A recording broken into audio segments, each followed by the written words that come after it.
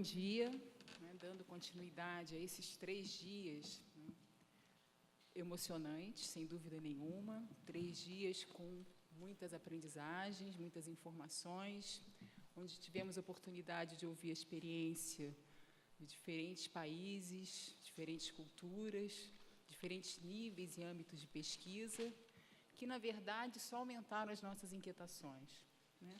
Desde a apresentação da Experiente França, com seus contextos históricos, né, relacionando a cultura com o espírito dos tempos, né, até a questão da América Latina, abordada aqui pelo México, como a América Latina não conhece a América Latina, enfim, a questão das tecnologias tão presentes hoje no nosso cotidiano, que, da mesma forma que nos permite acesso, também nos controla, né, e chegando hoje, né, a esse lugar tão fluido dos públicos, a essas lógicas tão diversas e as possibilidades, né, de promovermos encontros e os tantos desencontros que existem nessa relação entre cultura e a aproximação do seu público. Mais uma vez, eu parabenizo a identidade visual desse encontro, essa estética meio Escher, dos formatos possíveis e dos diferentes encontros desses formatos que dizem respeito diretamente à discussão sobre públicos e cultura.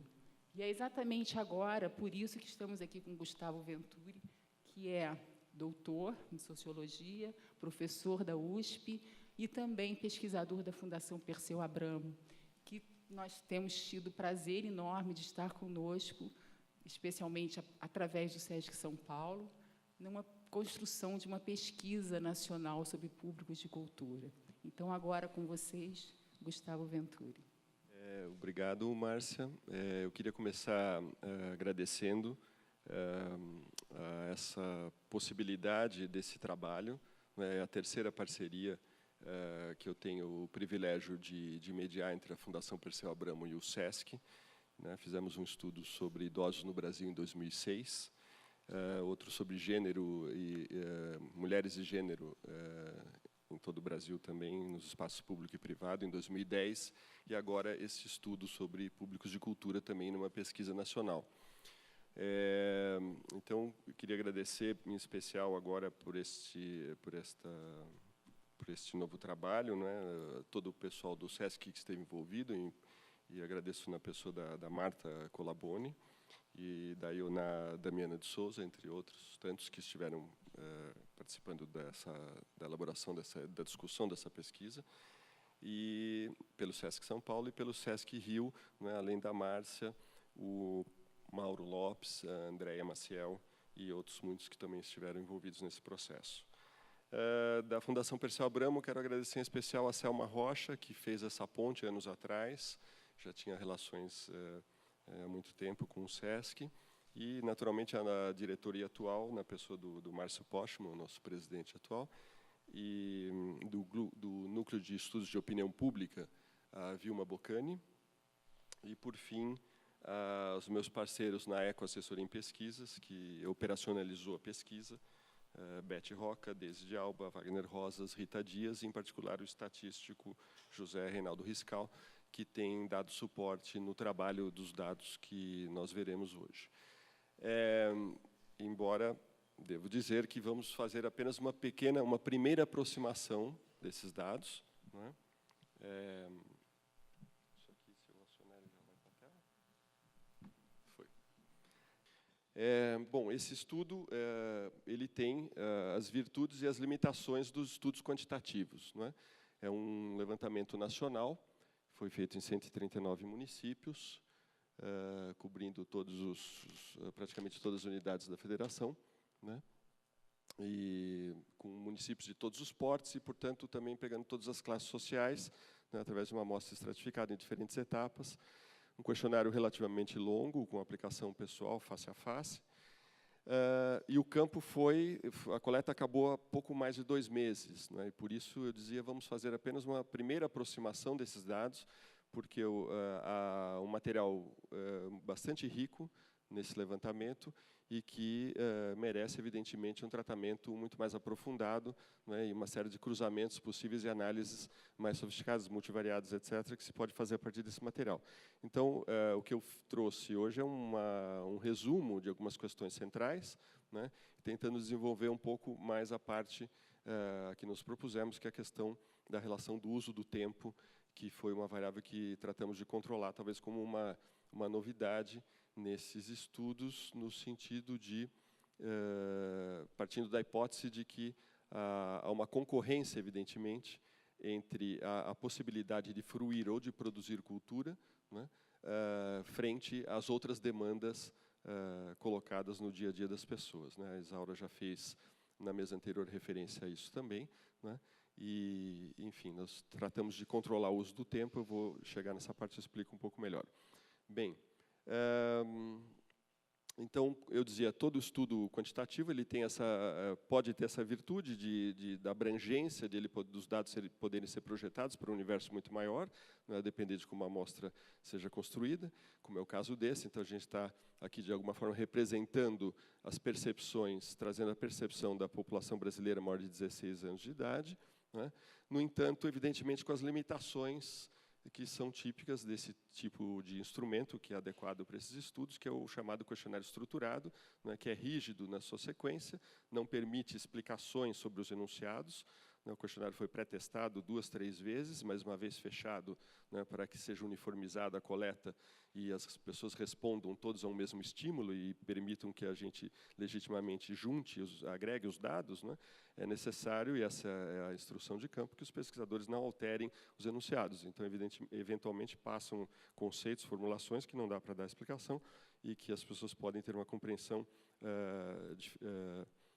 A explicação que é dada está toda no enunciado, não pode haver desdobramento. Também não pode alterar a ordem das perguntas, né, com o risco de também influir no resultado. Isso faz com que, evidentemente, uma série de questões que foram abordadas aqui nas outras mesas não possam ser respondidas, né. Então, a gente fica aqui, como eu dizia, com a virtude de poder projetar os dados para um universo amplo, mas com a limitação típica do service, das quantis, que é uma relativa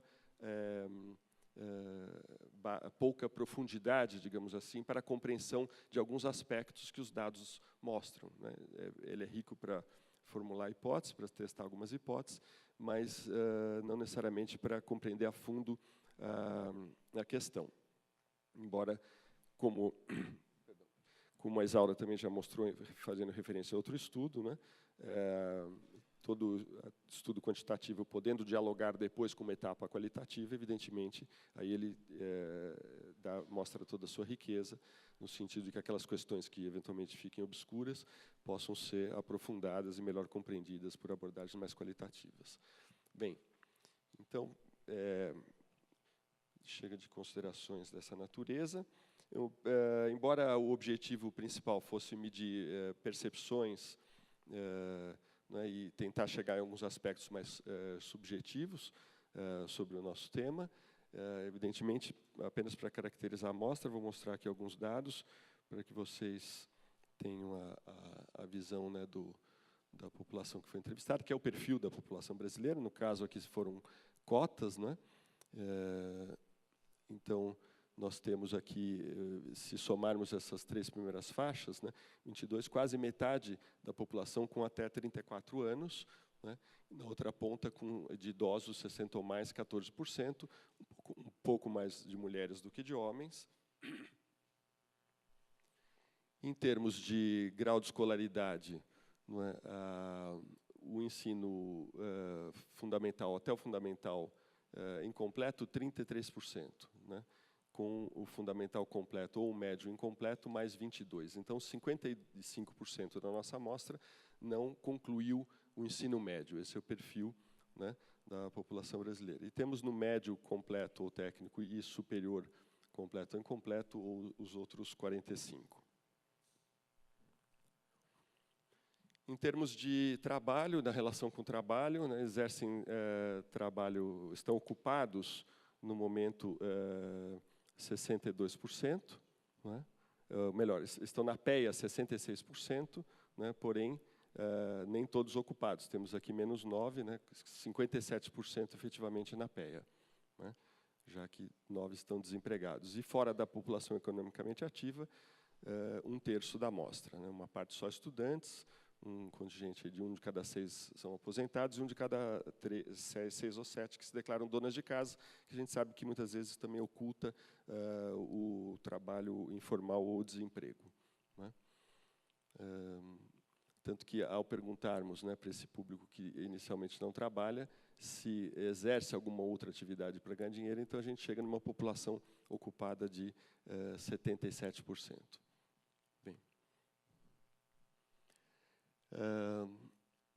isso aqui podemos passar, ganhar um pouquinho de tempo. Aqui uma divisão dos estratos socioeconômicos por renda per capita, não é? Evidentemente, a renda individual ela não é boa, porque muitas pessoas estão fora da PEA, não têm renda própria. A renda familiar tem suas vantagens, mas também, às vezes, é enganosa, porque uma família com uma certa renda, tendo só 2 pessoas, tem um padrão de vida. Se tiver 2 pessoas, se for um casal com mais 4 filhos, terá outro padrão. Então, trabalha-se muitas vezes com renda per capita. Aqui foi usada uma classificação usado pelo IPEA, não é? Entre estratos baixos, médios e altos, que inclusive foi isso que gerou uma discussão dos últimos anos sobre o Brasil ser ou não um país predominantemente de classe média, né? Evidentemente que isso é uma simplificação, né? Não é possível pela variável renda designarmos classe, não é? O que há é que temos estratos médios, que compõem hoje a maior parte da população, estratos intermediários do ponto de vista da distribuição da renda no país, na medida em que temos um estrato de baixa renda e na outra ponta, um de alta renda. Então, pelo critério de divisão desses grupos de renda per capita, o Brasil chegou hoje a ter, tem hoje um pouco mais da metade nas chamadas faixas de renda intermediárias, mas isso não significa, a meu ver, que a gente possa dizer que somos um país de classe média, em particular, não por esse fator dessa renda per capita. Ao contrário, e algo que diz respeito ao nosso tema de hoje, me remetendo a uma outra pesquisa feita pela Fundação Perseu Abramo em agosto passado, onde foi trabalhado especificamente essa questão de estratos e a relação com classes sociais, o que nós observamos é que nesses estratos, se tomarmos como critério categorias socioocupacionais, que consideram também a escolaridade e o tipo de ocupação, nós temos predominância de trabalhadores qualificados e técnicos aqui, mas mais classe trabalhadora do que classe média nesses segmentos médios, né? A classe média e a elite, que praticamente não aparece no surveys, né, a elite de fato, né, porque vocês imaginam entrevistar, né, pessoas que não atendem a porta, que andam eventualmente de helicóptero, que, enfim, essas pessoas não aparecem nos surveys, né. Para a sorte dos surveys, elas são, a nossa ponta da pirâmide ela é bem pequenininha, então isso não interfere para a gente falar do conjunto da população. Mas as classes médias, propriamente ditas, estão aqui nos estratos altos, né, e não nos estratos médios de renda. E isso, evidentemente, tem implicações para a nossa questão de públicos de cultura, porque nós vamos ver aí a questão dos hábitos, das práticas culturais em função desse recorte. Bem, controlamos a escolaridade do pai e da mãe, não é? E observa-se uma mobilidade alta geracional aqui, né? Quase, praticamente 6 de cada 7 brasileiros hoje pode-se dizer que teve mobilidade em relação ao pai ou à mãe, em termos de escolaridade, quer dizer, passou por um grau que os pais não tinham, um nível acima que os pais não tinham.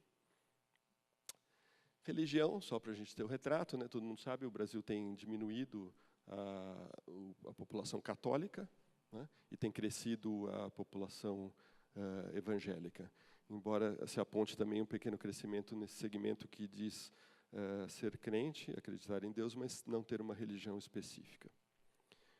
E estado conjugal, casados, solteiros, enfim, que no papel ou não, né? E é interessante esses 1/5 aqui que diz morar com o parceiro, porque junta 2 fenômenos, tanto uma população mais velha que se desquitou né? Alguns aqui sequer lembrarão desse termo, do que era desquitar-se, né? Mas que se desquitou e não podia casar de novo, né? Porque não havia divórcio no Brasil, mas também uma população jovem que tem optado por morar junto, ou talvez antes de casar. Embora alguns, se perguntarmos se estão casados, eles dirão que não, mas eles moram juntos, né? Então, para outra geração, nós consideramos aqui casados, eles estão classificados aqui, tá? Casado ou morando com parceiro, tá? Bem, e orientação sexual, que é controlada também na amostra, temos 93% que se declararam héteros, 5% homo ou bissexuais. Mas isso só para termos esse panorama. E aqui entrando um pouco mais em aspectos que dizem respeito à diretamente ao nosso tema, né? Eu estou mostrando essas variáveis para vocês terem uma ideia, não porque veremos todas elas, evidentemente, cruzadas pelas questões centrais, mas para que se veja da possibilidade, né, de análise que esses dados depois permitem, que seria interrelacioná-los e ver as variáveis de saída. Mas aqui meios que costuma se informar sobre o que acontece na cidade em que reside, né, é a faixinha de cima, amarelinha, e no Brasil e no mundo. A gente vê um predomínio muito forte da TV aberta e uma entrada também bastante significativa já da internet. Aqui é múltiplo, né, por isso que passa de 100%. Conversas com familiares e amigos sobre o que passa no local, né, é bastante significativo. As rádios comerciais e os jornais aparecem aqui com cerca de 1/5, né, e TV paga, penetração próxima de 1/5. A gente vai ver o impacto, o papel, o lugar da televisão depois, quando falarmos de fruição, né, de acesso à cultura, né? E aqui já está bastante evidente, aqui estávamos falando de grau de informação, não especificamente sobre cultura ainda, mas já aparece, já fica evidente como vai ter um papel grande, né? O uso de... Ali nós vimos que as pessoas diziam que se informavam prioritariamente, entre outros meios, pela internet, que chegava a 1/3, mas quando perguntamos se usa computador e internet, a gente vê que há uma sobreposição já praticamente total entre usar computador e internet. Isso parece natural para muitos hoje, mas há 10, 15 anos atrás não era, né? Quer dizer, quando usávamos mais computador e não necessariamente internet, essa diferença desapareceu. Hoje usar computador é usar internet, né? E, inclusive, tem o uso da internet que já não é por computador, né? 4% aqui que dizem usar a internet apenas pelo celular, né? Em que locais que usam, para aqueles que usam, fundamentalmente ainda a casa, mas também um pouco de trabalho.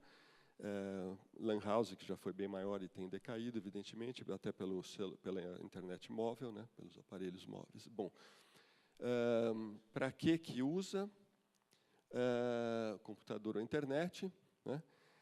Sites de relacionamento, puxa, e aqui as respostas espontâneas, né? Depois são listadas, tabuladas, codificadas e tal, nos 2.400 questionários. Uso também para buscar notícias, né? Pesquisas, mecanismos de busca, mensagens, ouvir música. Aqui começam a aparecer, né, o que nós poderíamos chamar de acesso ao consumo à cultura, né, no sentido que estamos tratando aqui. E, portanto, mostra a relevância já da internet nesse processo, né? Então, ouvir músicas, navegar no YouTube, né, buscar informações sobre eventos culturais, 6% dirá especificamente isso, que vai se informar na internet para saber de programação na sua cidade ou coisa do gênero, né? Assistir filmes, séries, ler revistas, jornais, compartilhar arquivos, enfim, uma infinidade de usos, mas vários deles já no foco do nosso tema. O celular praticamente está próximo de ter se universalizado, né, com 87%. A gente sabe do fenômeno de que alguns domicílios já não têm telefone fixo, ou não tiveram e não terão, porque o celular, cada indivíduo do domicílio tem o seu celular, mesmo em baixa renda. E é espantoso, mas o celular ainda é usado para fazer ligação telefônica, né? Tem aqui 86%, que surpreendente, né? Agora, mensagens, fotografar, filmar, então vejam também isso aqui como um aparelho, né, do que se falava aqui antes, nas mesas anteriores, sobre a questão da possibilidade da produção cultural, né, do sujeito, né, tendo um instrumento de fácil acesso, 87%. Claro que nem todos os 87% aqui que tem celular têm um celular que permita esse tipo de coisa, mas temos caminhado, né, isso já sabia, não foi controlada a qualidade do celular na pesquisa, mas sabemos que não é, né, os que podem fazer isso não são todos. Então, mas certamente caminhamos para essa universalização de forma acelerada, né, e ouvir música e tal. Bom, bem, e terminando essa parte de perfil, aqui vamos entrar mais na questão central dos hábitos e mostrar para vocês como fomos cercando essa questão, né? Antes de falar em cultura, né, logo no começo da entrevista, estávamos aqui na pergunta 6, né, a pergunta era, quando você está na sociedade, o que você costuma fazer com mais frequência nas suas horas livres? E aí definimos, isto é, quando não está estudando nem trabalhando, nos fins de semana e depois nos fins de semana, né? Bom, isso deu uma infinidade de respostas, evidentemente, respostas espontâneas para uma pergunta aberta, e aqui foram classificadas em atividades fundamentalmente dentro de casa, que é puxada por assistir TV. Né? Aqui a coluna é a primeira resposta, né, que soma 100%, embora aqui estejam as principais, talvez não chegue exatamente a 100, e aqui para quem o que mais você faz, né? Respostas múltiplas. Então, fim de semana e durante a semana. A gente vê que assistir TV durante a semana, né, nas respostas espontâneas, ocupa um papel assim, né, quase metade das pessoas, dos entrevistados, declaram, né, já na primeira resposta, mas na múltipla chega a próxima metade, que assistem TV nas suas horas livres, né? Outras atividades de lazer e entretenimento, que envolvem saída, embora aqui a internet tenha sido classificada nesse ponto, porque a internet ficou naquele ponto dúbio, né? Onde que ela é usada e tudo mais. Atividades religiosas, no fim de semana, um pouco mais alto, né? Visitar parentes e amigos, também no fim de semana. Atividades esportivas, o mesmo tanto no fim de semana como durante, nas ditas horas livres. E pessoas que citaram, aqui foram jogadas todas as categorias, todas as respostas que entraram nessa categoria diziam respeito àquilo que estávamos definindo como uma das práticas ou fruições culturais. Ir ao cinema, ler algum livro que não fosse para estudo ou trabalho, né? Ouvir música ou fazer música, enfim. E temos aqui em respostas espontâneas, né, e um pouco mais alto aqui no fim de semana, citações, 7%, é dizer, 1 de cada 13, né, citou isso espontaneamente na pesquisa. Viajar, enfim, atividades escolares, outras, enfim. E o que você gostaria de fazer nas suas horas livres, a pergunta exatamente era, se pudesse decidir livremente, sem se preocupar com tempo, com dinheiro, com a permissão de alguém ou com qualquer outra coisa, né? E os brasileiros querem viajar, né? Antes de mais nada, viajar ou ficar com a família, cuidar de si mesmo, descansar, né? São as principais respostas. A barrinha de cima é a primeira resposta, né? 1 de cada 3 aqui disse viajar na primeira resposta, mas na múltipla metade da população disse que gostaria, se não tivesse nenhum tipo de restrição, nem de tempo, nem de recursos, etc., gostaria de viajar, né? Praticar esportes ou exercícios aparece relativamente alto, atividades religiosas também, né? Tem gente que diz que gostaria de trabalhar nas horas livres, né? Isso pode ter, são aquelas questões não aprofundadas, né? Isso pode ser ou porque está sem trabalho, ou porque gosta muito do trabalho que faz, ou porque precisa trabalhar, né? Há várias possibilidades. Bem, assistir TV. A gente já vai ver que o tempo que se assiste TV já é altíssimo, mas tem gente que gostaria de assistir mais ainda. Estudar ou ler, ficar com o cônjuge ou namorado, navegar na internet, cuidar de dependentes, ir a eventos culturais. Aqui aparece com 1% da primeira resposta espontânea e 8% na múltipla, né? Depois, cuidar de animais ou plantas, ir a eventos esportivos, arrumar a casa e produzir arte ou cultura. Mas temos mais um na primeira resposta e 4 na múltipla, né? Então, temos 12% manifestando em respostas espontâneas a prática cultural, seja né, fruindo, seja produzindo. Bem, os locais que frequentam durante a semana, quando faz alguma atividade cultural. Aí entrávamos, pela primeira vez, com a ideia de cultura, porque até então, o que você faz, o que você gostaria de fazer, né, nas suas horas vagas, etc., sem ter usado ainda o termo cultura. E nessa pergunta, né, finalmente vai aparecer a questão que,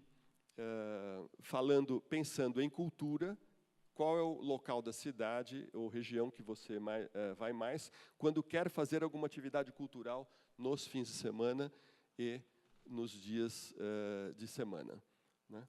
E, bom, chama atenção que metade falou que durante os fins de semana não vai a nenhum local, não faz nenhuma atividade que eles consideram cultural, né? E que 6 de cada 7 aqui praticamente disseram que não fazem nada cultural durante a semana, né? Evidentemente que aí é o que cada um está entendendo por cultura. Mas aqueles que deram uma resposta, por exemplo, disseram que gostariam de ir ao shopping center, né? Então, aqui também já foi falado, né? O Pedro Guel estava comentando, né, essa questão do que se entende, de como essas outras relações sociais de mercado, etc., vão interferir, né, não só por disputar o tempo, mas naquilo mesmo que se entende por cultura, né? Depois que vem cinema, ir a parques, ir à igreja, algum local religioso, depois teatro, lanchonete, restaurante, etc. Bom, comer, né? Culinária também é cultura, podemos pensar assim. Praças, e viajar, etc., né? Mas aqui ainda em respostas espontâneas. E aqui temos um comparativo dos locais, de que atividade que acontece nesses locais, né? Então, aqui foram classificadas as atividades culturais, né? O que iria fazer nesses lugares? Então, evidentemente, hoje a gente sabe da concentração também dos cinemas, né? Quase que só em shopping, sobretudo nas grandes cidades, nas capitais. Então, muitas vezes, aquele ir ao shopping aqui podia estar relacionado para ir ao cinema também. Então, o que acontece nesses locais, né? E tem que cruzar as duas coisas, mas iria a um filme, né? A um cinema, a uma peça de teatro, alguma exposição e faria alguma leitura. Ao todo, 20% citou respostas que nós classificamos aqui efetivamente como cultural. Embora tenha aqui show de música também, esses 4% poderiam estar ali também, né? Acho que só. Acho que tomar cerveja, vinho, cachaça, não, né?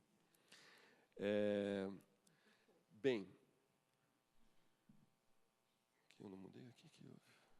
Essa aqui era uma continuação, mas a parte da cultura já passou. E aí nós fizemos, a pesquisa entrou no tema, né, de pensar os sujeitos não só como receptores, né, de atividades culturais, de eventuais consumidores, ou quem está na posição de fruir essas atividades, mas também perguntou, estimulando, no caso aqui, cada uma dessas atividades, se a pessoa tinha alguma dessas práticas ou não, como quem é envolvido de alguma forma na produção, né? Não como fruir. Então, e para os indivíduos, né? Então, lembrando um pouquinho aquela questão que o Pedro colocou, não tínhamos ouvido ainda a palestra dele, mas evidentemente o grupo que, né, vem discutindo essa questão há bastante tempo já havia pensado nisso. Então se rompe um pouco com aquela ideia de pensar o sujeito só do ponto de vista de quem está na ponta de receber, né, os eventos culturais. Então aqui foi perguntado. E temos aqui 15%. Claro que, evidentemente, a maior parte da relação aqui é a relação amadora, não são relações profissionais, né? Isso foi controlado onde faz, se é individual ou em grupo, se é amador ou profissional. Não tem esse detalhamento aqui hoje, mas está na pesquisa, né? Canta individualmente ou em grupo, né? 15%. Dança em grupo ou individualmente, 13%.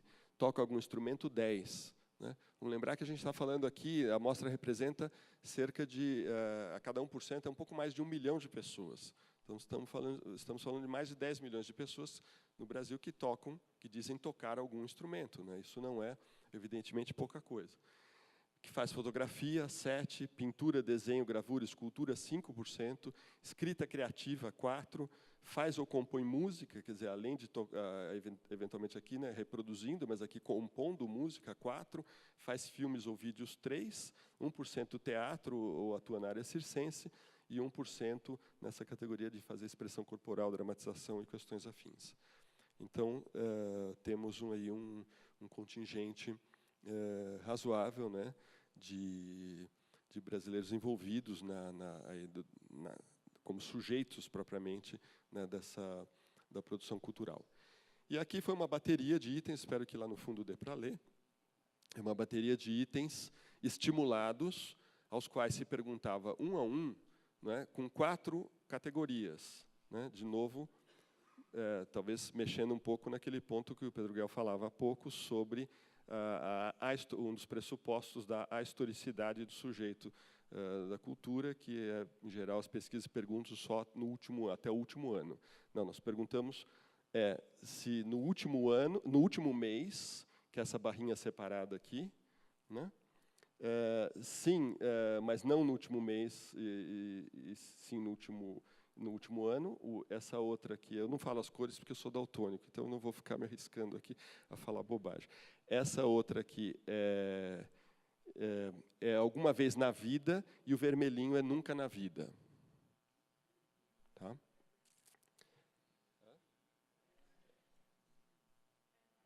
É laranja. Tá vendo? Falei, o único que eu fui arriscar, que eu tinha certeza, o laranja é nunca na vida, né? E bem, o que temos aqui, né? Ir ao cinema, né? Assistir a um filme em uma casa ou outro local que não o cinema. Depois nós vamos ver a separação disso, porque uma preocupação da pesquisa foi pensar também o acesso a essa produção cultural, não só nos espaços consagrados, nas salas apropriadas para esse contato, né? Então, assistir a um filme em casa ou em outro local que não o cinema, apenas aqui 8% que nunca fizeram na vida, né? Com 91, em função da vírgula, às vezes da casa decimal não bate 100, mas 91 fizeram em algum momento, sendo que 67, 2/3 o fizeram no último mês, né? O que é bastante alto. No entanto, se olharmos aqui foi a um cinema assistir um filme, 78 já fizeram na vida, não está distante do 91, mas foi no último mês 20%, né, 19, né, 1 de cada 5. E nunca foram na vida 22. Né? 1 de cada 5, então, resumindo, 1 de cada 5 foi no último mês no cinema, e 1 de cada 5 brasileiros nunca foi numa sala de cinema na vida, embora apenas 1 de cada 12 ali nunca tenha visto um filme, né? Tenha dito que nunca viu um filme, mesmo em casa, algum outro local. Ir dançar, né, também bastante alta a frequência, pouca gente não. Agora, se a gente olhar como algo frequente do último mês, nós temos aqui, não chega a 1/3, ler um livro, né, aqui definido como por lazer, né, 28%. Na outra ponta, no entanto, 31%, 1 de cada 3 brasileiros diz que nunca leu um livro na vida, que não tivesse que ler, que não fosse eventualmente para a escola ou trabalho. E como alguns trabalhos não exigem, alguns não foram à escola, então, evidentemente, há brasileiros que nunca leram livro nenhum, né? Assistir show de música em casa ou algum outro local também, que não a sala de espetáculo, né, também alto, 28%. Agora, o show de música no último mês, numa sala de espetáculo, é 6%, e nunca na vida, 55%. Bem, eu não vou falar de todos, né, estou chamando a atenção aqui, se a gente olhar na ponta final, o 11% que alguma vez na vida, ópera ou concerto de música clássica em sala de espetáculo, né? 9 de cada 10 brasileiros nunca foram a uma sala de espetáculo assistir um show de ópera, ou um show não, um concerto, uma ópera ou um concerto de música clássica, né? Enfim, mas Eu vou voltar àquela questão, porque depois foi aquela questão que foi trabalhada em função de outras variáveis, inclusive do uso do tempo. Então, nós vamos voltar a ela. Tá?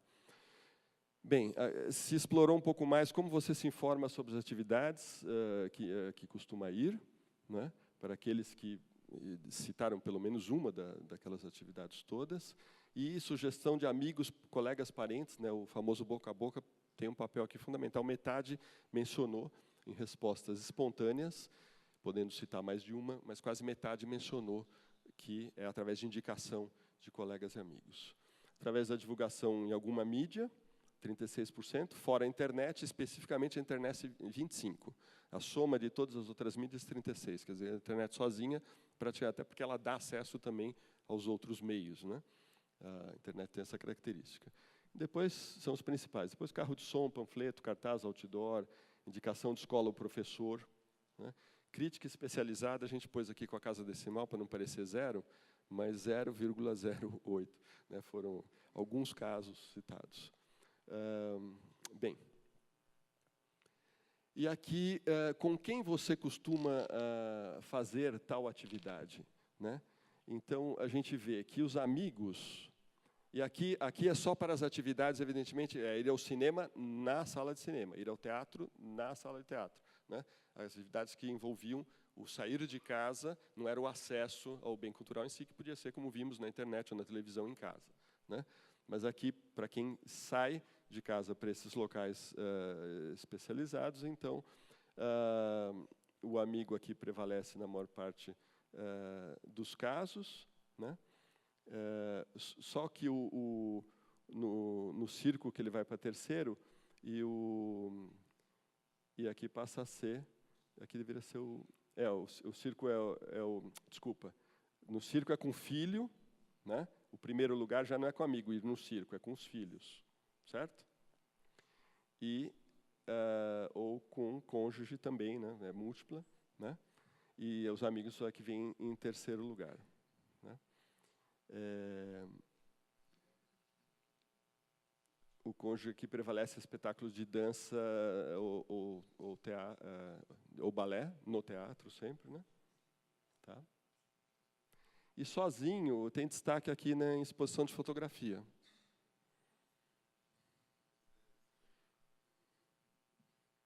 Exposição de pintura, aqui tem um destaque com pai ou mãe, ou seja, né, museus, galerias, museus, provavelmente, mais forte aqui, com esse 11%.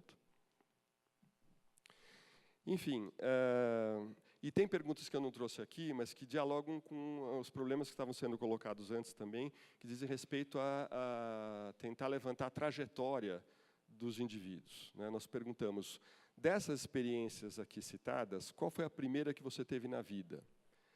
E com quem, que idade você tinha, em que local foi e com quem você foi, né?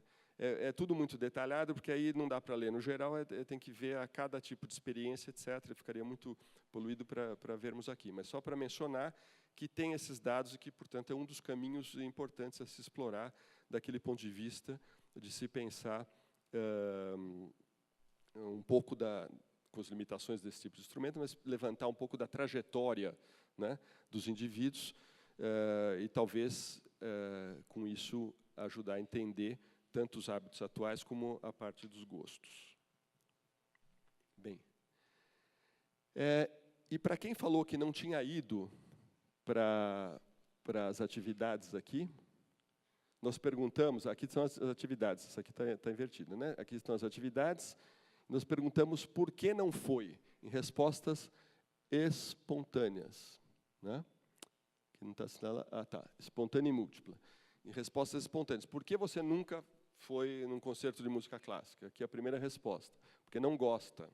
O não gostar, ele predomina em quase todas as categorias, né? Ele só perde espaço aqui porque não tem na cidade, no circo, né? E peça de teatro no teatro e show de música em sala de espetáculo, né? Nas demais, a primeira resposta é porque não gosto. Então, isso remete totalmente àquele problema da formação do gosto, né? Dos gostos. O não tem na cidade é, muitas vezes, o segundo fator, né, em vários casos. Quando não o primeiro, ele passa aqui para primeiro, em alguns lugares, aqui ele é o segundo. Né? Música clássica, dança, exposição de pintura, etc. Mas entre não gosta, e se nós considerarmos, junto com não gosto, não tem costume, né? Se estamos trabalhando com a hipótese que o não gostar vem de um não acesso, de uma não formação, de um não hábito, então não tem costume, é quase que somável ao não gosta. Né? Ou desinteresse, não acho importante, que tal, enfim. São respostas espontâneas, mas né, que foram diferenciadas pelas palavras usadas, mas talvez com significados muito próximos que convém. Então a gente fica, né, basicamente, e a variável tempo só aparece aqui em terceiro lugar. Se nós agruparmos as 3 primeiras como problema de formação de gosto, né, ou interesse e costume, e falta no local segunda, e não ter tempo é apenas a terceira variável. Né? Claro que aqui não tem perto de casa pode ser somado também com não tem na cidade, com uma categoria de difícil acesso, né? Dificuldade para acessar. Não tem na cidade, mas é longe, enfim. E isso envolve custos e tal. E a questão de custos é caro, né? Vai aparecer aqui embaixo, com esse destaque aqui de 8 para shows, né? 7 para teatro, 6 para dança. Desculpa, aqui é caro, é isso. Tá? O não tem perto de casa, às vezes, é uma resposta que oculta também a ideia do custo. Né? Porque aí ela pode envolver tanto o problema de tempo como o custo para chegar ao local. Certo? E não tem condições financeiras que... bom, é caro o que eu já mencionei. Não tem com quem ir, é um problema menor, aparentemente. Falta oferta de qualidade, quer dizer, não são respostas espontâneas, aparece um pouquinho, mas explica talvez um pouco do desinteresse de algumas pessoas. Bom, agora voltando àquele nosso quadro sobre aquelas estimuladas, as 20 categorias estimuladas, né? Nós tínhamos ali, então vocês vão lembrar, nós tínhamos ali, foi ao cinema, assistiu um filme no cinema ou assistiu algum filme em casa, na TV, na internet ou em qualquer outro lugar. Né? Nós somamos as duas e criamos aqui esse TT aqui é o total em sala de espetáculo e ou em casa, na rua, etc. Né? Então criamos uma variável que é quem somando as duas possibilidades, porque todas elas, com exceção de ler livro e ir dançar, todas as demais tinham a possibilidade de ser no espaço típico, próprio, ou em outro lugar. Você pode ver um teatro na sala de teatro, ou na rua, ou em casa, até na televisão. Enfim, você teve contato, né, de qualquer forma, com aquela peça. Então, aqui, neste grupo aqui, eles foram somados, e aqui eles não foram somados. Aqui é só para quem foi nos espaços propriamente ditos. E foi rodada aqui uma análise fatorial que consiste em associar, né, e o número de interações aqui foi deixado livre, eu dou alguns detalhes técnicos para quem mexe com esse tipo de coisa, o número de interações foi deixado livre, né, foi o modelo Varimax, com rotação, e ele criou dois componentes, né, que depois esses nomes, evidentemente, não é o programa que dá, nós aqui, né, lemos essa associação e quisemos dar esse nome aqui por falta de algo melhor, né, mas não porque, evidentemente, acreditemos que haja qualquer relação de valor entre o que aqui está sendo classificado como hábitos culturais de elite ou hábitos culturais populares. Na verdade, é pela natureza dessas atividades e como elas estão relacionadas com as variáveis sociodemográficas que nos levaram a categorizar como temos um grupo de práticas que aparecem associadas com esta carga fatorial e outro grupo que aparece associado com esta carga. Vocês notem aqui que show, quando a gente considera show em casa ou show no local de espetáculo, é o único que se sobrepõe nessa divisão, pesando um pouco mais para o grupo dos hábitos de cultura de elite, digamos assim. Ou seja, ler livro, ir à dança, ao balé, teatro, ópera clássica, exposição de artes plásticas, exposição de fotografia. E do outro lado do popular, entra um pouquinho do show, mas tem ir dançar, ir a circo e ao cinema.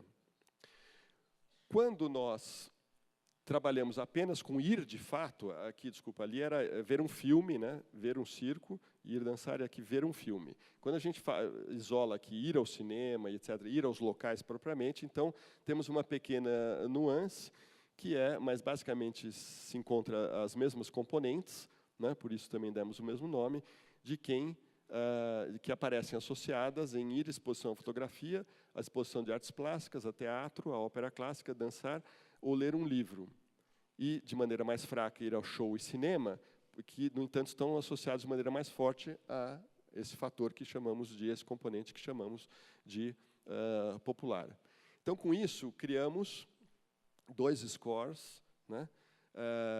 E distribuímos todos os indivíduos a partir da maior distância de cada um dos componentes até a maior proximidade, ou seja, aqueles os indivíduos que mais estão dentro dessas práticas ou que mais se distanciam, né, porque ele vai de uma ponta a outra, e vice-versa para cada uma das 4, na verdade, dos 4 scores aqui.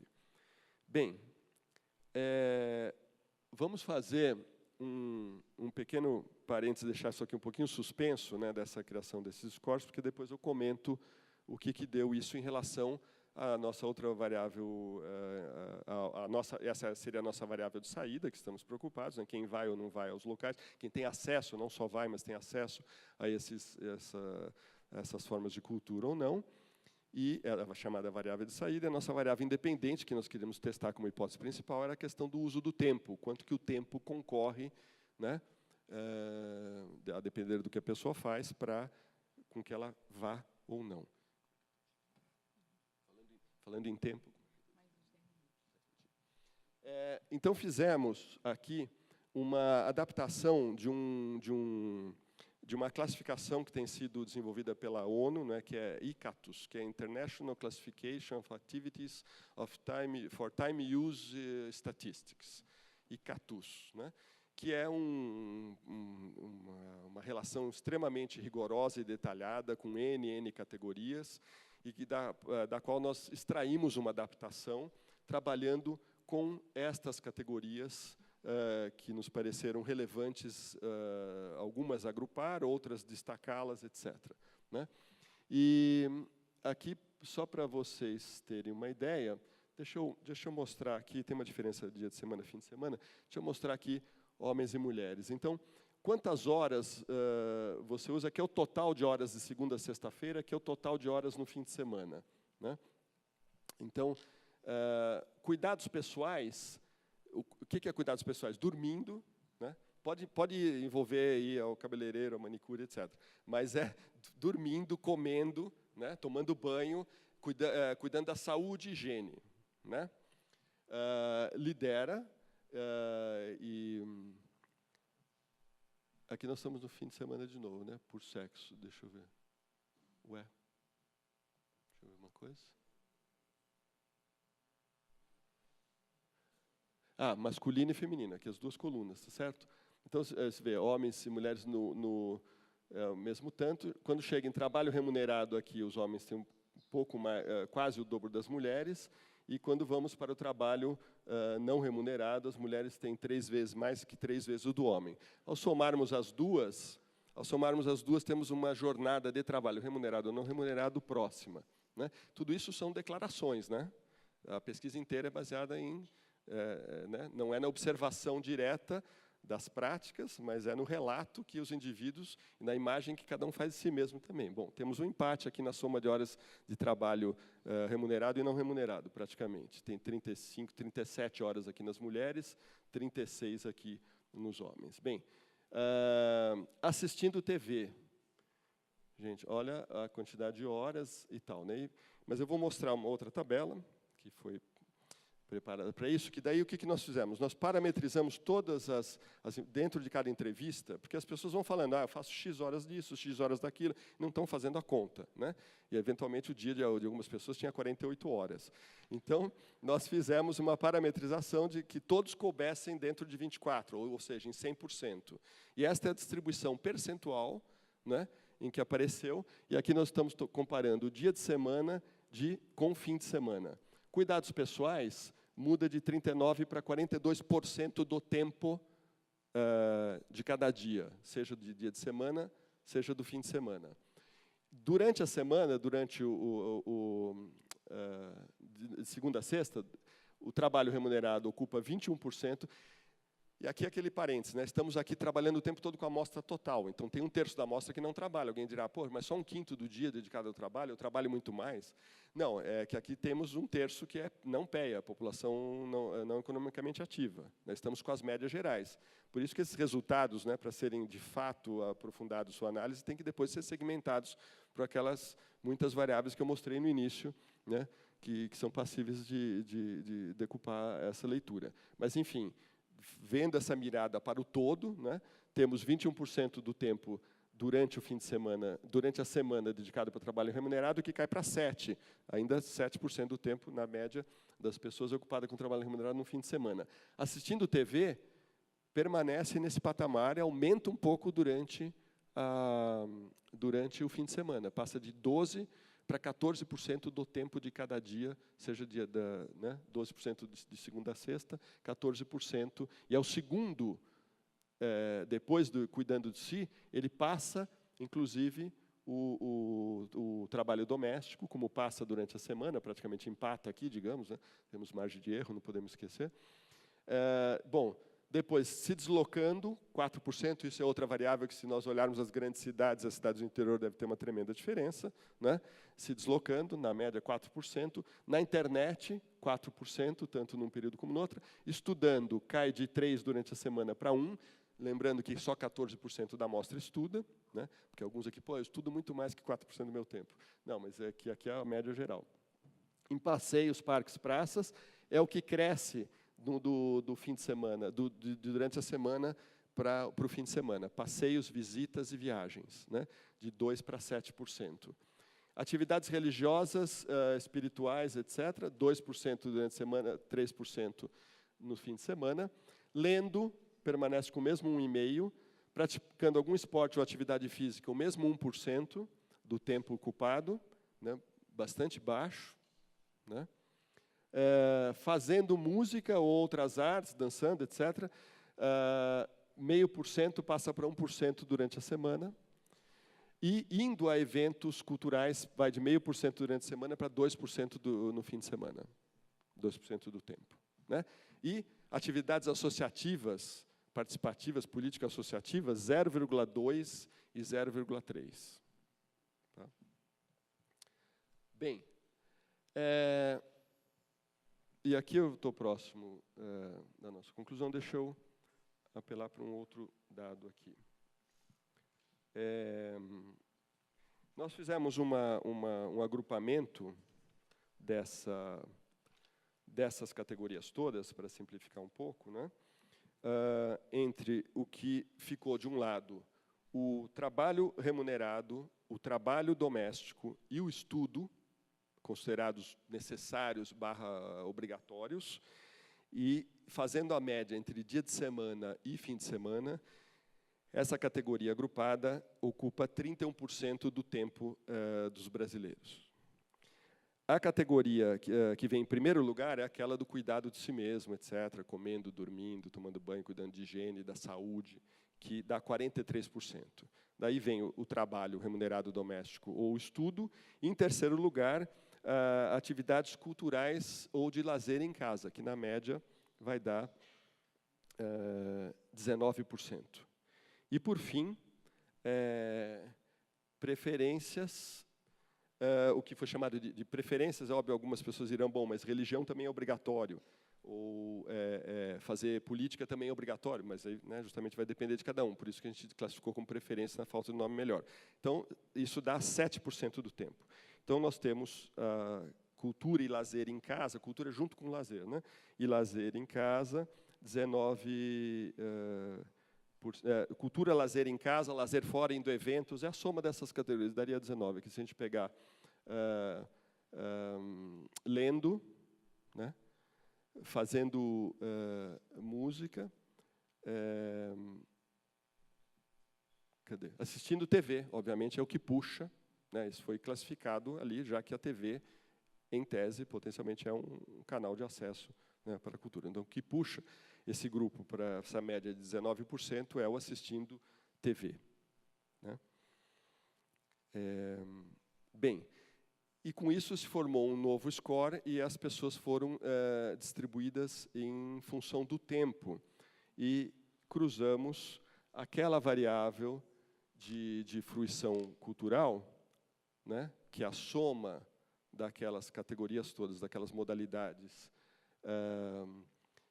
E aqui eu trouxe, eram quatro fatores, né, que poderiam ser cruzados por muitas variáveis, e para simplificar, montamos só essa, porque as tendências são muito parecidas. Que é o seguinte, aqui a cultura, aquela chamada fruição de cultura popular, em salas. Né? Ir ao cinema, ao circo, ir dançar, e tinha uma quarta. E aqui as eruditas, total. Né? Peguei um exemplo de cada uma, mas elas são, a tendência em função do tempo é muito parecida. A nossa conclusão foi que a nossa hipótese ela ficou de pé em termos. Né? Talvez aquela espontânea que dizia que a falta de tempo já aparecia em quarto lugar não fosse à toa, porque, de fato, não apareceu como principal variável explicativa. Isso aqui é significante, as diferenças são significantes do ponto de vista do Q quadrado, mas não, vocês podem ver que não há grande diferença. Quem trabalha, aqui a soma de trabalho do remunerado, doméstico e estudo na semana, em média, até 6 horas por dia, mais de 6 a 10 e mais de 10.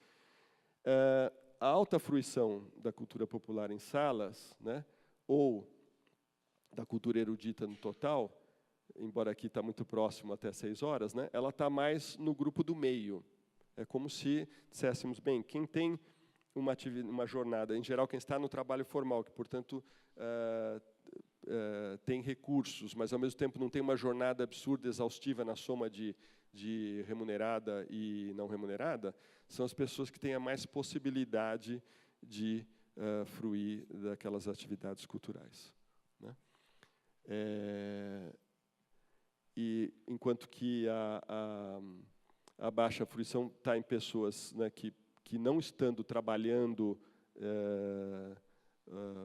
ou envolvidas em outras atividades ou estudando, né, e possivelmente numa situação de marginalidade em outros aspectos também, então a baixa fruição vai ser maior nesse grupo. E claro que se a jornada também é muito exaustiva na soma dessas coisas todas, aí de fato não sobra tempo. Então a hipótese funcionou em termos. Né? Ela não foi, nós esperávamos uma curva muito mais contínua nesse sentido, que as pessoas com que menos trabalhassem, mais tivessem a possibilidade de fruir, mostrassem uma maior prática, mas não foi isso que aconteceu. O que se mostrou, de fato, explicativo é o que, em outros estudos também já tem sido atestado. A escolaridade é uma variável bastante forte para explicar a distribuição em alta, média ou baixa fruição, seja da popular, seja da cultural, seja considerando o total, que é nos locais especializados ou em casa, seja considerando apenas nos locais próprios, específicos. Então, o que se mostrou fortemente associado no primeiro momento é escolaridade, idade, onde os mais jovens têm uma fruição maior, né, do que os idosos. Município, porte do município, as capitais acima, né, um pouco acima das outros municípios e regiões metropolitanas, e caindo das cidades grandes para médias para pequenas do interior. Então, aquele fator falta de possibilidade, falta de acesso ou inexistência no município, certamente, né, olhando de perto, ele vai mostrar que ele pesa bastante para os pequenos municípios. Enfim, essas foram as questões centrais. Tinha um último pedacinho aqui sobre gostos, mas eu não sei se eu ainda tenho 5 minutos ou não. 5 minutos só para a gente acabar de forma um pouco mais leve, sem essas coisas multivariadas, é só para vocês verem o seguinte, aqui foi estimulado, né, em relação à paisagem da sua cidade. Você diria que gosta muito de observar, mais ou menos, ou não gosta de observar parques, árvores, jardins, né? Gosta muito essa primeira, e gosta mais ou menos é a segunda. Então, o total de gosta em algum grau, 89. Construções antigas, modernas, arquitetura em geral, 73 que gosta em algum grau. Luzes artísticas, decorativas ou projeções de imagens à noite, 70%. Monumentos e estátuas, 68%. Propaganda e publicidade, 54%. Grafites e murais, 49%. Né? Eu fiquei feliz que propaganda e publicidade só ganhou de grafites e murais. Poderia ter ficado em último, mas, enfim. Aqui, espontânea. Gosto musical. Sertaneja, 40%. 2 de cada 5 brasileiros dirão que gostam de música sertaneja. Né? Depois vem MPB sem especificar. Aqui vem 1 de cada 5. Forró, 1 de cada 5. 1 de cada 4. Gospel, aparece também com 18, pagode 17, e ainda a música evangélica, fora o gospel, ali mais 15. Né? Então, daria 33 na soma. Bom, são respostas espontâneas. Que tipo de dança gosta?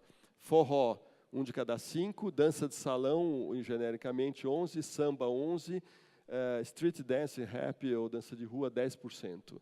E o balé clássico, com o público fiel, tem lá 6% que falou espontaneamente.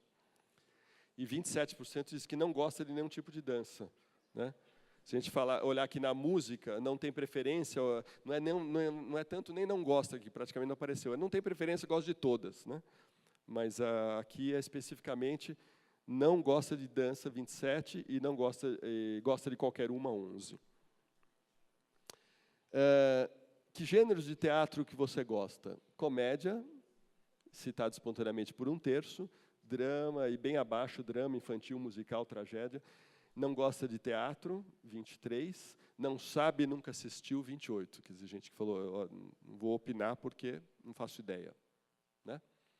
E gosta de qualquer tipo, 7%. Circo, desculpa, aqui a pergunta é, você gosta de ver algum desses tipos de apresentações? O circo foi puxado por 33%, comédia stand-up 29%, né, que tem o renascimento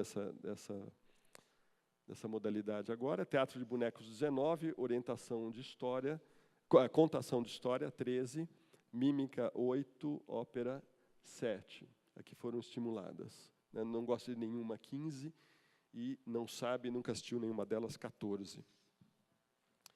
E que tipo de exposições mais gosta de visitar? Aqui é espontânea. Artes, em geral, sem especificar, 14%, artesanato, 13%, antiguidades, 9%, fotografia, 7%, agropecuária, animais, 6%, a exposição, né, está valendo tudo. Temáticas, 3%, carro, isso que já estávamos na pergunta 48, questionário, coisa parecida. Né?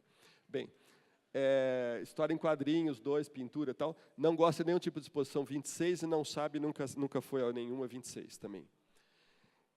Tipo de literatura que gosta, espontânea. Romance, ficção, sem especificar, 19%. Bíblia, 18%, sozinha. Ainda temas religiosos, mais 10%. Aí, especificamente, romance histórico, 9%, suspense e mistério, 7%, autoajuda, 5%, clássicos da literatura internacional, aqui, 5%, policial, 4%, poesia, poemas, 4%, livros técnicos, 3%, contos, crônicas, histórias, 3%, biografias e memórias, 3%, ficção científica, 3%, história em quadrinho, 3%. Quantidade de livros que leu nos últimos meses, em média 1,2, quase 3 de cada 5 brasileiros diz que não leu nenhum livro por lazer nos últimos 6 meses. Né?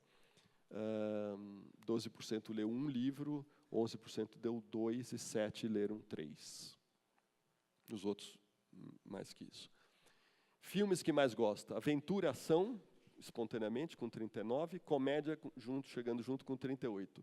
Romance, 29%, depois terror, suspense, policial, drama, na faixa dos 10 aos 15%. origem do filme que mais gosta, americano, né, ou seja, estadunidense, mas que no questionário a gente usa a palavra americano, né, para ser compreendido. 45, nacional 33, europeu 5. Frequência com que assiste filmes nacionais, né, isso aqui provavelmente mudou nos últimos tempos, e aqui assistir em qualquer lugar, não é só no cinema, então não dá para bater com dado de bilheteria, de toda forma, né, mas sempre 1/5, de vez em quando, e nunca, de vez em quando 2/3 e nunca 14% apenas. E, por fim, TV aberta por assinatura, qual que tem, o que assiste, o que gosta de assistir na TV.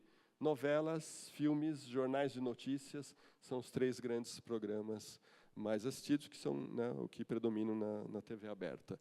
Programas jornalísticos 26, esportivos, esportes 18, documentários 14, desenho animado 12, auditório 11, religiosos 10 e séries 10.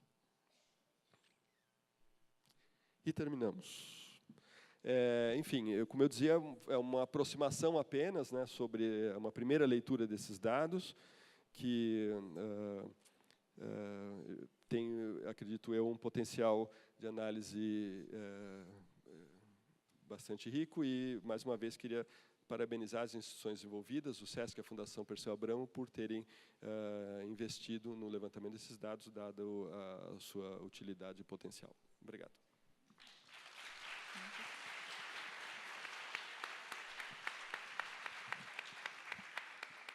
Obrigada, Gustavo. Sem dúvida nenhuma, ficaríamos o dia inteiro aqui analisando esses dados e conversando com eles, né?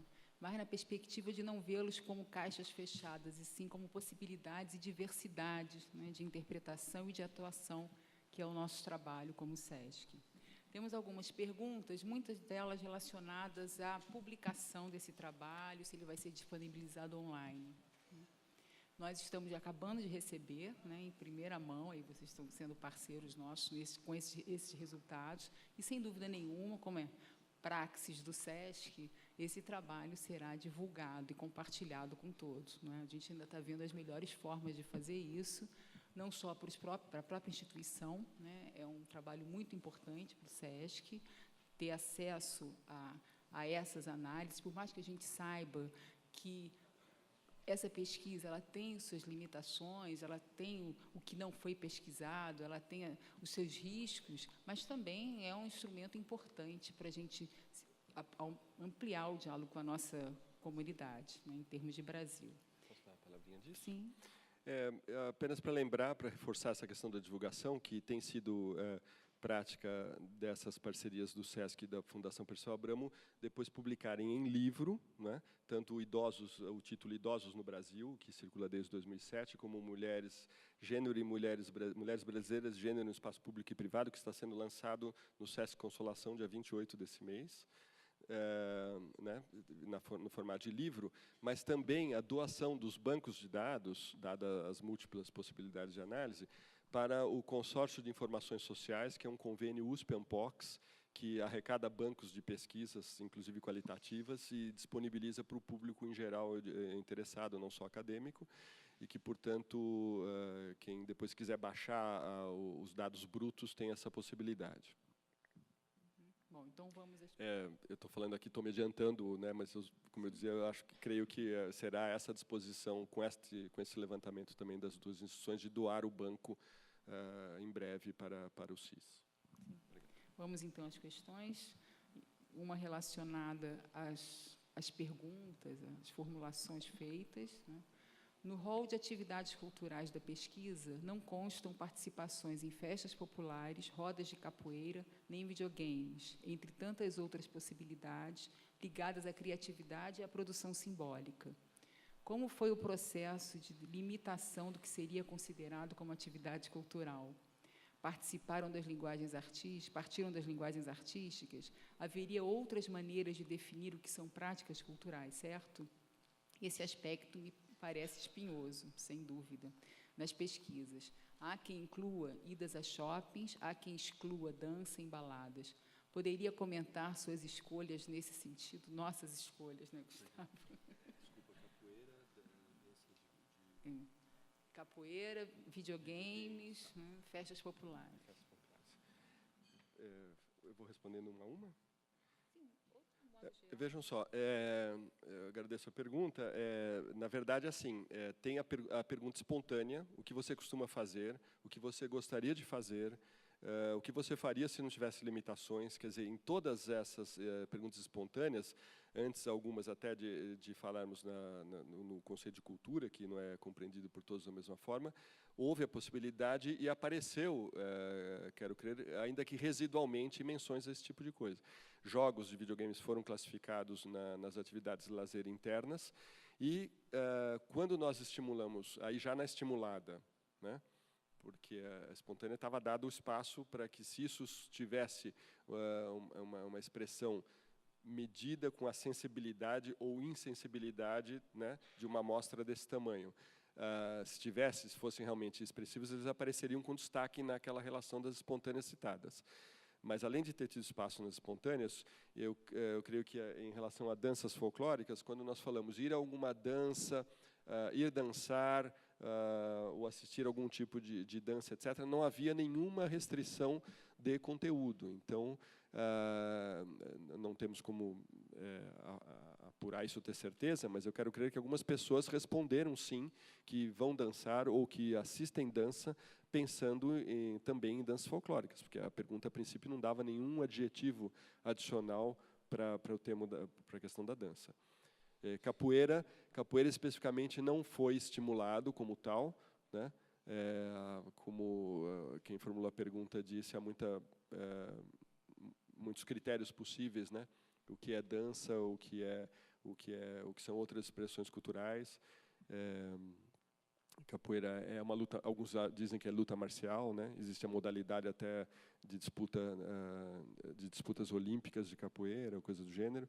Enfim, então, entre esporte e dança, a capoeira não foi estimulada especificamente, isso é verdade, mas também poderia ter aparecido na espontânea de forma expressiva e deve ter sido citado, desconfio que foi citado em algum lugar, mas o que acontece nas quantitativas, né, é que os dados que não são agregáveis, que são muito específicos, eles aparecem naquelas categorias outras respostas, né?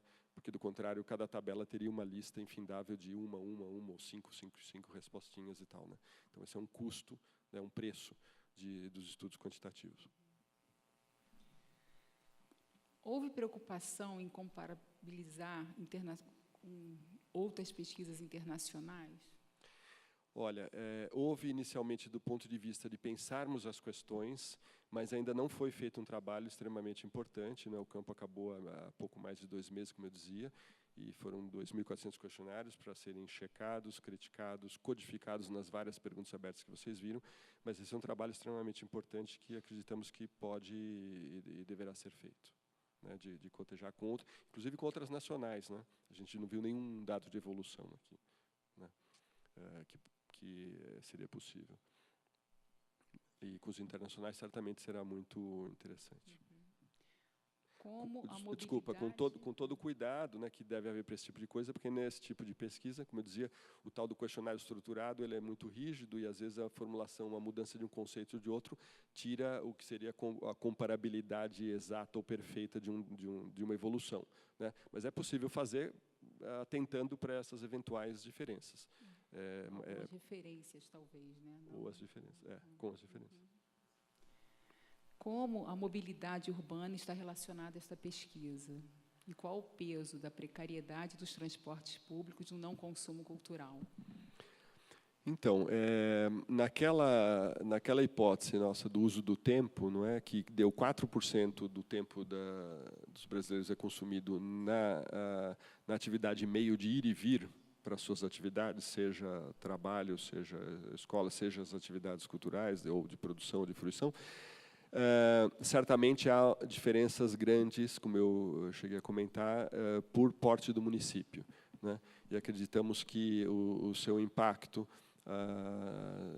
certamente é muito maior nas grandes cidades, nas capitais, e teremos que relacionar isso, então, com os resultados de fruição, isolando as grandes cidades, né, vendo o peso disso. Aparece naquela espontânea, vamos lembrar também, embora não esteja nas primeiras razões, que são voltadas a problema de formação de gosto ou de inexistência, aparece também a dificuldade de acesso, né? E isso Estamos falando, naturalmente, de mobilidade. Então, quero crer que não é uma questão menor. A gente sabe que, particularmente na juventude, isso tem um peso muito grande, não à toa, né? As chamadas jornadas de junho aqui no Brasil, e particularmente nas grandes cidades, começaram em torno dessa questão da mobilidade urbana e puxadas fundamentalmente por um público jovem. E cada área vai puxar, vai analisar em função dos seus interesses específicos, né? No caso, quando a gente pensa no trabalho de educação do SESC, o não ter acesso, por não conhecer, né? Por nunca ter ido, para a gente é muito significativo, mais até do tipo de gosto, né? Mas é o SESC podendo oferecer esse acesso, que é a primeira condição de conhecer, né? A gente só gosta daquilo que a gente conhece, né? Então, nessa perspectiva, cada instituição, cada área vai fazer um recorte dessa pesquisa em função, né, dos seus interesses institucionais, e aí sim, fazendo a conjugação das diferentes variáveis, como existência do espaço cultural, acesso a esse espaço, frequência de atividades, enfim, além do gosto pessoal, das questões mais subjetivas desse público, né? E, por fim, se você partisse agora para uma segunda fase da pesquisa de teor qualitativo, que aspectos aprofundaria? Que dimensões considera que a pesquisa quantitativa detectou, qualitativa, né, quantitativa detectou, aliás, mas não permite explicar ou interpretar? Bem, que faltou. A última é a mais difícil, né? Eu diria assim, é apenas uma especulação, porque ainda não houve tempo, não é, para pensar realmente nos resultados e onde estão as lacunas para compreender certas questões. Por exemplo, se eu fosse pensar um desenho de uma qualitativa com grupos focais, né, seria interessante a gente ver pelas variáveis sociodemográficas quais são as características de cada grupo, né? Porque vocês sabem que nas técnicas qualitativas as amostras são intencionais, né? Como elas não têm justamente a pretensão de generalizar para um público mais amplo, você foca, então, bom, vou montar grupos focais com jovens de tal idade ou mulheres de tal idade, com tal ocupação, em tais cidades, né? E que, por exemplo, dizem que não gostam, né, de certas modalidades. Eu acho que entender essa questão aí, essa relação entre essa falta de gosto, né, de gosto com costume, com desinteresse, aquelas três categorias que apareceram espontaneamente muito forte como razões para não fruir dessas modalidades, entendê-las à luz e aqui já trazendo parte da discussão que eu ouvi de manhã, né, à luz das trajetórias desses indivíduos, provavelmente pode nos dar muita luz a respeito desses, aspas, aparentemente não públicos, né? Então, acho que esse seria talvez um foco, né? Primeiro, uma leitura detalhada disso para fazer um desenho, ou de entrevista em profundidade, ou, eventualmente, até de histórias de vida, mas também de grupos focais e provavelmente girando em torno desse elo, né? Como fica o que há, afinal, que isso não foi feito, nem aqui na Quant ainda, né? Qual a relação, afinal, entre práticas e experiências passadas e gosto, né? E gostos. Ou não gostos, né? Porque aí vamos dizer, não vamos discutir se sertanejo é bom ou não, mas a questão é não ter nenhuma daquelas práticas, ou dizer, não, eu não gosto de teatro, não gosto de dança. Quer dizer, ok, não gostar de certos tipos de dança. Agora, não gostar de dança ou não gostar de música foi a única que não apareceu o não gosto, né? Todas as outras modalidades apareceram de alguma forma eu não gosto. E isso eu acho que chama a atenção. Eu iria um pouco por esse caminho. 15% dança, gosta de dançar, e 10% gosta de tocar um instrumento. Isso é bem significativo, né? Talvez outro grupo, né, a focar numa qualitativa seria ver bem quem são esses que estão do outro lado como sujeitos produtores de cultura, né? Ainda que, como eu disse, em sua grande maioria de forma amadora, né, porque estão ali profissionalmente, mas porque, ao contrário, gostam, né, têm prazer, de estar envolvidos e se realizam como sujeitos.